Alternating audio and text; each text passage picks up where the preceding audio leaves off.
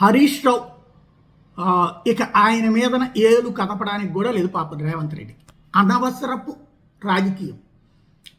సుప్రీంకోర్టులో పిటిషన్ వేశారు, ఏమని, ఫోన్ ట్యాపింగ్ కేసులో హరీష్ రావుని విచారిస్తాం, ఆ విచారణకి అనుమతించాలి అన్నటువంటి.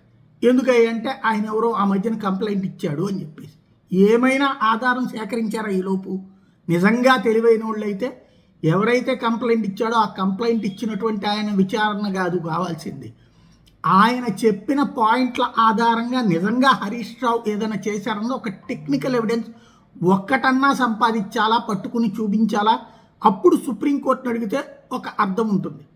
గుడ్డెదు చేలో పడ్డట్టు అనే కంటే కూడా కుట్రపూరిత రాజకీయం తప్ప బాధ్యతాయుతమైనటువంటి వ్యవస్థ, పోలీస్ వ్యవస్థ నడవనటువంటి దౌర్భాగ్యపు పరిస్థితులలో సుప్రీంకోర్టుని ఆయన కంప్లైంట్ పెట్టాడు కాబట్టి మేము విచారించాలి, హరీష్ రావుని అనుమతించండి అని అడిగారు.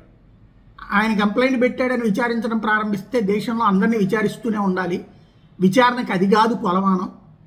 సరైనటువంటి ఆధారాలు లేకుండా విచారణకు అనుమతించలేము అంటూ తోసిపుచ్చుతూ హరీష్ రావును విచారించడానికి వీల్లేదని సుప్రీంకోర్టు తేల్చి చెప్పింది.